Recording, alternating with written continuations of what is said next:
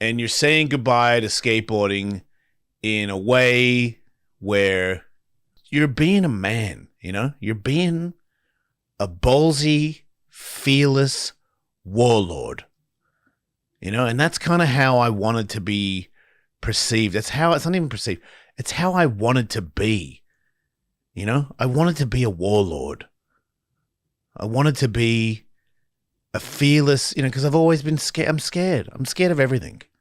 That's the other thing. People say they're not scared, These days when people say, they tell you to be tough, and fearless. It's like, if you're telling me to be tough and fearless, then you've never done anything difficult.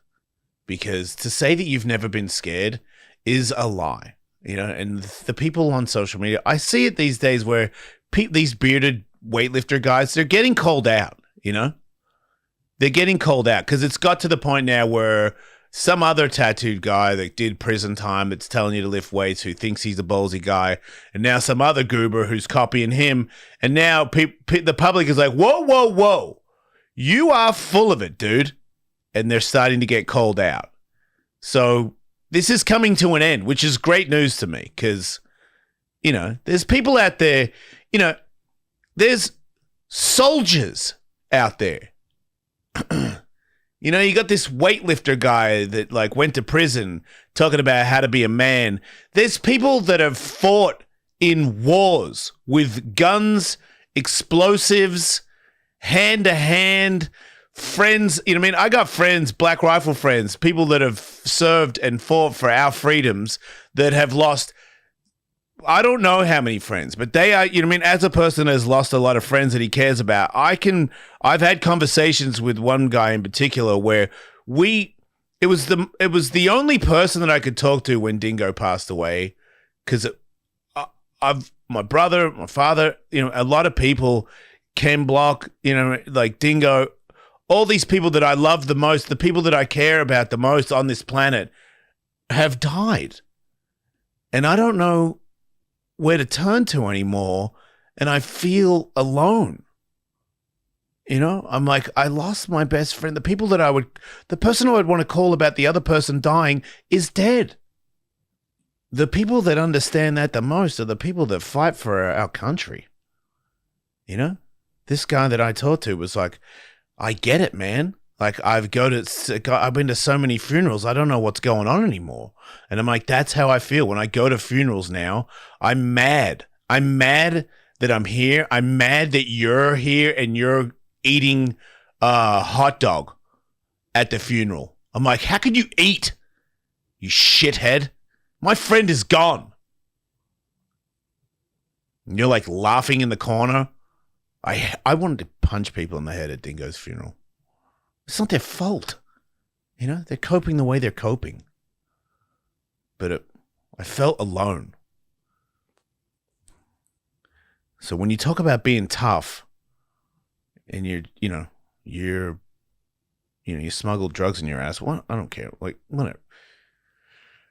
You've been in fights. Congratulations. But you haven't been in shootouts, constant shootouts. I haven't. I'm not saying I'm one of those people.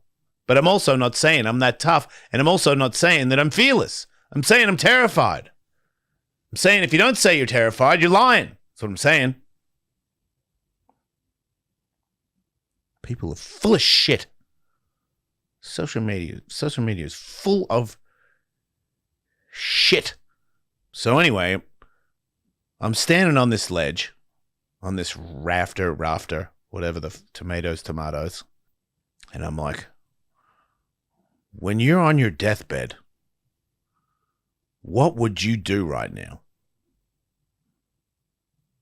My first sponsor that got me sober, Jimmy, who had a heart transplant, who knew that his heart was going to give out because it was 9 years and it's 10 years the heart lasts. He talked like he knew it was the end, and he talked about what is important, and he didn't bullshit. It was only what is important in life.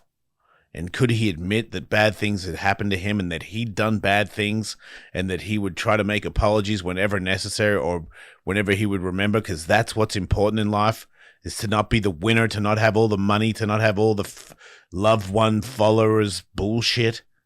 It's to be a good person and to be there for your brother and sister. He knew that because he was at the end. And when you're a person that has fought in wars, I haven't done it. But when you've had death knock on your door, you have a different outlook. Look, I've had a heart procedure. I've been on a hospital bed where they're like, "You're having a heart attack, Mr. Ellis. We're going to electrocute your heart." And I'm like, I've seen that in a movie. I'm going to die. And when I came out of that, I just looked at everything different, So when I'm tired and I don't want to do it anymore, I'm like, you're still alive. You're not in hospital. You do it. And that's this, when you see things in a way of a lord of war, you live life to the fullest. And now that it's over and I'm 53 and I do not have the physical attributes to jump off a rafter into a ramp in front of 1,000 people, that it was going to be on TV for potentially 100,000 people, maybe more, I don't know,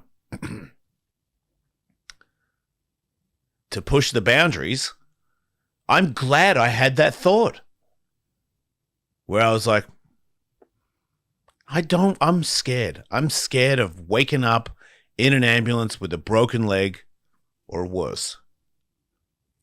And if you haven't been in this situation and you want to talk shit, you don't mean anything.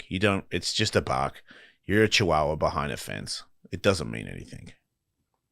You think you're tougher. See me on the street, man. Go for it. See what happens. You're just not about it.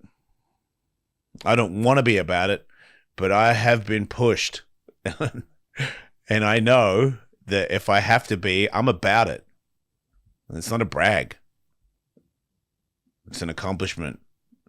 It's in my pocket. You can't take it from me.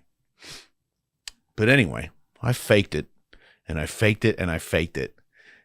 And then I jumped in with the craziest intentions to make this thing.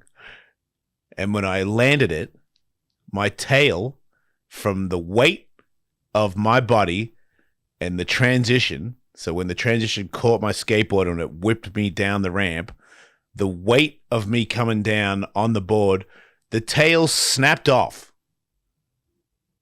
And my tail skidded on the ground as I rolled across the flat.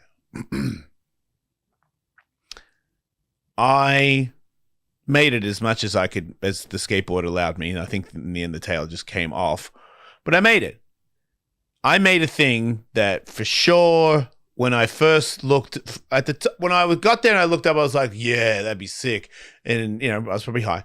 And then when I got up there and I looked down, I was like, yeah, no, that can't be done. Not by me anyway. And then we're talking an hour of like, fake it. Crowd's like, dude, you almost got it. By the way, when people tell you you've almost got it, they don't know. They don't care. When you don't got it, they'll be like, oh, man, I thought you had it.